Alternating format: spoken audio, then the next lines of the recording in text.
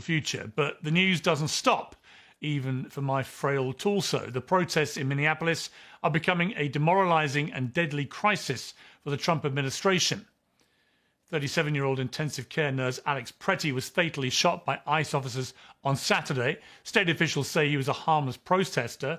Federal officials say he was a domestic terrorist. They're two extreme versions of the same reality, just as half the country sees ICE as good, honest law enforcement, delivering on campaign promises, and the other half sees them as the Gestapo. Homeland Security Chief Kristi Noem gave this justification for Pretty's death yesterday. This looks like a situation where an individual arrived at the scene to inflict maximum damage on individuals and to kill law enforcement. Really? Having watched the footage, as we've all now done many times from many angles, that sounds like a fairly brazen attempt at rewriting history to suit a preferred narrative, and there's been quite a bit of that going on in the past few days. Thousands of miles away from the domestic strife, President Trump spent last week admonishing his allies in Davos. There's no doubt the strong-arming NATO has delivered some good results for the United States, but some of his comments have caused genuine outrage, particularly on this side of the pond. You might even say they were a fairly brazen attempt to rewrite history for a preferred narrative. I've always said, will they be there if we ever needed them? And that's really the ultimate test. And I'm not sure of that. I know that we would have been there, or we would be there. But will they be there? And let's hope that that never happens. We've never needed them. We have never really asked anything of them. You know, they'll say they sent some troops to Afghanistan or this or that. And they did. They stayed a little off the front lines. As a matter of fact, the only time NATO has ever invoked its most powerful clause, that an attack on one is an attack on all, it was after 9/11. Thousands of British troops were injured and 457 of them died in Afghanistan, where they categorically did not stay a little back. Canada, France, Germany, Denmark and others all suffered losses there too. Trump has now backpedaled with a gushing statement about British troops, but he hasn't said the one word he hates using most of all, and this time I think he should. The president owes Britain and its armed forces an apology.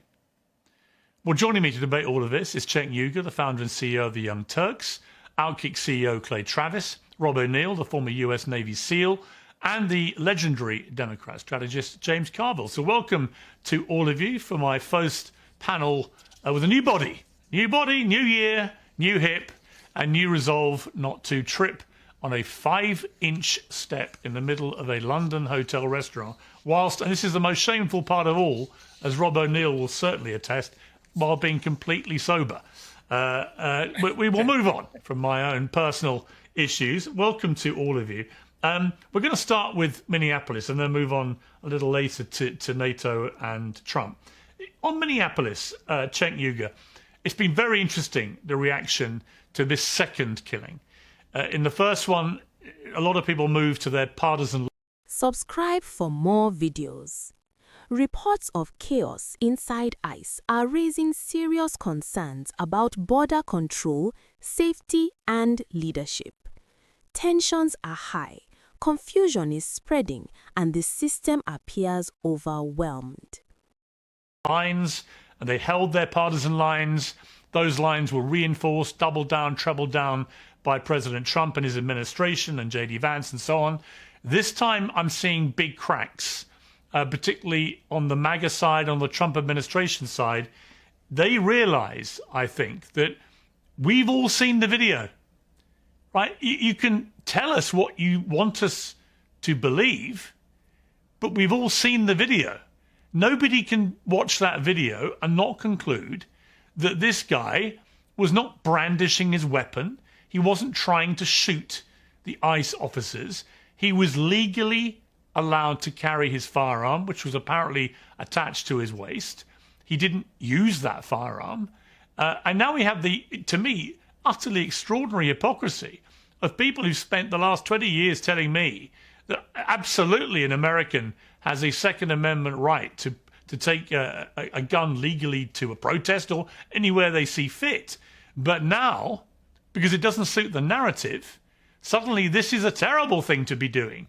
I don't remember that argument with Kyle Rittenhouse. So to me, as always with these things, I don't take a side, but I do look at hypocrisy when I see it and call it out when I see it, and I'm seeing a bucket load of hypocrisy. Yeah, there are layers here. So when Trump first started on the issue of immigration, closed the border, and he takes out people who were undocumented criminals. At that point, he's very popular on immigration. So then he goes to do mass deportations. And a lot of the online media, including the independent podcasters, push back. And the country pushes back. It's not popular at all, right? Okay, so that's layer number one. So why are you making an issue that you were popular on now turning into an unpopular issue with you? The reason I bring that up is because I think there is a purpose, and the purpose is not immigration. The purpose is to divide us, to get ICE to go into the middle of these cities, of course, blue cities, and cause trouble. Why do they want to cause trouble? Because they don't want you to notice the great American robbery. We've been robbed by the donors for decade after decade after decade. So what do they need? They need a distraction, and they need us to hate each other. So you send in the shock troops from ICE, they go and do what they do, and as Scaramucci said about the Trump team, the fish rots from the head down. So it's not an accident that they're acting in a lawless way. That's why he put masks on them. That's why he took away their badges, so that they would break the law and they would do outrageous things like this. So in the case of Renee Good, the first shot has some debate, although I think the fact that now we've seen he was about 10 feet away and she was going about 2 miles per hour. But fine, if you want to debate the first shot, just waste your life doing that, okay? But the last two shots, they murdered her. They shot her from the side, and the third shot killed her. Now you go to Alex Preddy, and they called him a domestic terrorist and an assassin who went there to murder law enforcement. Now, guys, look, number one, you can see that's clearly not the case. They're clearly telling them, who cares? Just shoot away. And in the case of Alex Preddy, there's the first 5 shots, which, again, are totally unjustifiable because they already took his gun away. But the second 5 shots after the pause is nothing but murder and execution. But not only are they killing people in the streets in an effort to divide America and get us to hate each other, but on top of that, now you see, without a shadow of a doubt, for all the independents who voted for Trump, and even for the right wing who voted for Trump, you see that his team is a bunch of liars. That guy was not a domestic terrorist. He was a guy who treated veterans, and his last words were, trying to protect that poor woman over there. And that was his last effort. And to call him an assassin, there is no question that they are giant liars. And they're trying to get us to hate each other, and don't buy into it. And yes, finally, the last irony is when we were using our First Amendment rights on the left, a lot of the right wing said, well, free speech, we didn't quite mean it. Now, and by the way, when I say that, I mean the extreme right. Most of Trump voters are abandoning him on this issue as well. And now they say, well, now that it involves the Second Amendment rights, maybe we'll pay attention. Ironically, if he wasn't armed, I think he would get less right-wing support.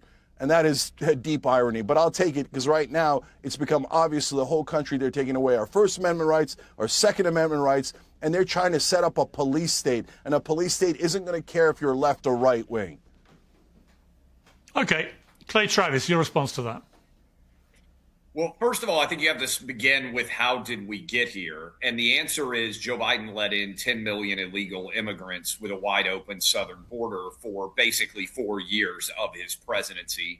And Trump shut down the southern border within a month with the stroke of a couple of executive orders. And so the question becomes, if there are, and according to Tom Homan, who I think is right, but if there are, by Tom Homan's count, 20 million illegal immigrants in the country now, and 10 million of those illegal immigrants came in with Joe Biden's imprimatur, basically allowing him in during that 4 years. What do you do to move them out of this country, right? And so that is the essence of the challenge. Initially, you start with people who are engaged in violent acts. And then from there, you aggressively move to try to get more of these people out. And then I think we can go into the specifics of analyzing the shooting and how it's going to play out going forward and compare it with Renee Good. Today's show is sponsored by Oxford Natural, makers of the Optimum Day and Optimum Night all-natural supplements. Thousands of Brits and Americans are already taking them with incredible results. Optimum Day boosts your energy and supports weight loss throughout the day. Optimum Night helps you relax and get deep, refreshing sleep. They have countless success stories, including from some very familiar faces. England legend Michael Owen, who lost 40 pounds. AFTV's Robbie, who lost more than 100 pounds. To watch their full stories and many more, scan the QR code on your screen or visit oxfordnatural.com/Piers. And here's the best part. Use the code Piers and get 70% off your first order. Yes, 70% off with the code Piers. On this shooting, Clay, I'm seeing a lot of people on the conservative right who are beginning to pivot away from where they may have initially been on this. The more angles you look at this, the more unequivocal it becomes. No one is honestly now suggesting this guy was brandishing a weapon, trying to attack or assault. There were 8 guys all over him. And then you see one of them reach down, take his legally owned firearm from his side, from his waist, take it away, and it's a second later that they kill him. I mean, that cannot be right. Look, I think we're going to figure out more details on this. It looks to me like maybe his weapon discharged, that is the weapon that they took from him, discharged. And then there was a panic and a thought that a shot had been fired and the reaction occurred. That's my analysis of it right now. I think there should be an investigation. If it's determined that he behaved in a way that was outside the law, then this individual should be charged. And again, I think the real issue here, big picture, again, is how do you get the 10 million that Biden let out? But also, these individuals are going and intentionally obstructing these ICE agents from being able to do their jobs. And this, I believe, is the intent. They want a violent act, whether it's Renee Good, whether it's this individual. There is a desire. They don't want to get shot, though, do they? They don't want to get shot. Yeah, but Clay, they don't want to get shot. If you go back and remember, Piers, the Axios story that came out, I believe it was in July, said that Democrats were instructing people that they did need to have a shooting because politically they saw it as beneficial. In other words, a consequence of trying to get in front of this. And I will just say, look, I am a First and a Second Amendment guy. If there's a difference between what you can legally do and what you should intelligently do. If I were giving advice to anybody who is going out to protest ICE right now, I would say don't go armed. I think if this guy had not had the weapon that he did, he would have been arrested. He would still be alive. I think there was a panic brought on by the gun being there. And so I think you have to analyze this situation in general. If my own kids were going to protest, Piers, I would say, okay, do not take any weapons at all. You might legally have the right to do it, but I would tell them that is not a smart thing to do, and certainly but you know what? Again, in the arrest. Okay, but Clay, before I move to the other two panelists, again, I am struck by an irony here because Renee Good wasn't armed, and it didn't save her, right? And the bottom line is, I thought the position on the conservative right, which is mainly supportive of the NRA, for example, is that actually the answer, say, to school shootings is that everyone should have guns at schools, right, to stop this happening. That would stop it happening. If you take that logic, then after 2 shootings, 2 people being shot dead by ICE agents, wouldn't the logical thing be to take a gun, if you're legally allowed to have one, to protect yourself against the same thing happening to you? In other words, is the argument not being put forward here by people on the right who love guns? I'm not going to get into that debate again. Litigated that years ago. We've moved on. It's your country, your debate, your guns. However, it does seem hypocritical to me. It's like this is the completely opposite advice that you would normally give to a situation which keeps recurring where people are being shot. The normal advice is you should, if you're allowed to carry a gun, take it to defend yourself. My argument has been my kids all go to schools with armed security. I want trained security with armed guns at every one of my kids' schools, Piers. That's different than someone going to protest and carrying a gun, to me, quite significantly. Because again, if you're going to get arrested potentially, or you're going to get involved with ICE agents, I don't think that the position should be, well, you should take a gun and get into a shootout with them. You shouldn't take up arms against lawful citizens in the country who are executing their lawful jobs. So, Clay, you're against I'm just Kyle saying, Rittenhouse? For my kids' school, I want armed security. If my kids were going to protest on any issue under the sun and they were going there, I would tell them I would not advise them to take a gun. There's a difference between what you're legally allowed to do and what I would advise as a parent. So you were against Kyle Rittenhouse. Okay, I got it.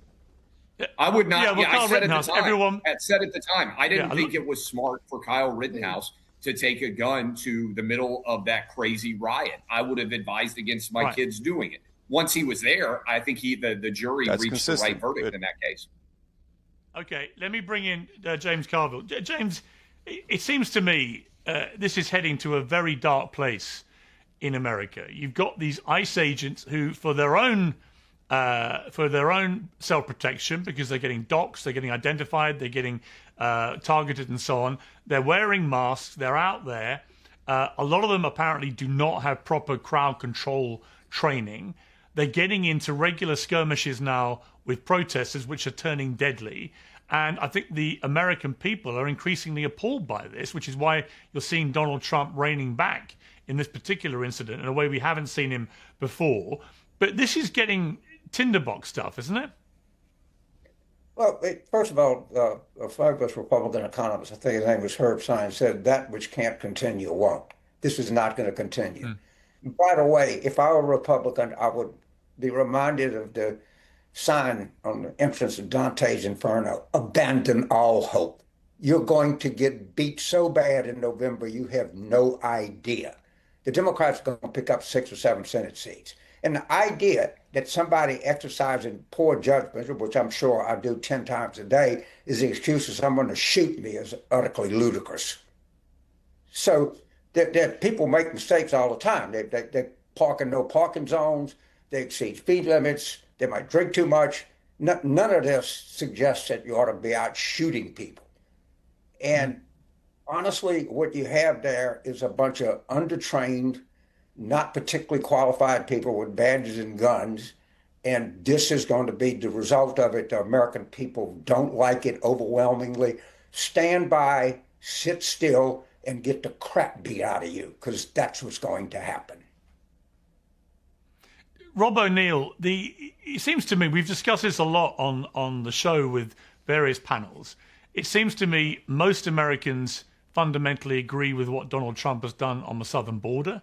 They realized it was particularly porous under Joe Biden, that millions came in illegally into the United States. That was unsustainable. And they think it's great that the border's been effectively closed. I also think there's no argument with most Americans about identifying and deporting people who are in the country illegally who then commit other crimes. The flashpoint is on these ICE agents going into cities and going after people who perhaps came in, with their parents, or perhaps came in 10 years ago and built families in America, who are law-abiding, committed no other crimes, who pay their taxes, who contribute to society, who are the bedrock in many ways of the ideology of the United States of America. And that is where this administration, it seems to me, is overreaching and getting into serious trouble. Then you add this series of incidents now involving people being shot dead as they protest against that, and you've got this unholy mess we're in. What do you make of it? Well, there's a lot to unpack, and it would help both sides if they were honest with each other and not just trying to get political points proven. As a registered independent, I'm absolutely appalled that law enforcement is killing Americans on American soil anytime. And as someone who's been in close armed combat with everyone from Chechens to Afghans to Iraqis to Syrians to our friends in Somalia, no gunfight is the same. And when I walk down the streets of New York, I see people crossing the street without the right of way. Some of them get hit and killed. Doesn't mean it didn't happen. You should be armed wherever you go. And it doesn't matter how many full magazines you have. When you introduce yourself into an ongoing arrest and you're armed, you're just escalating the force. Does the person who got killed by a bus because they weren't looking deserve it? No. Does this guy deserve it? No. You shouldn't. It shouldn't have to happen. But we're not being honest. It's like the left is now saying, yeah, they're just coming in and separating children from their families. There should be a way, and I think law-abiding citizens should have a different route. But there are criminals they're going after, and the left won't even admit it. A lot of people in Minnesota voted for this, but the problem in some of the parts of Minnesota is they've infiltrated so many illegal voters. Look at the fraud. And look, again, if I'm wrong, tell me.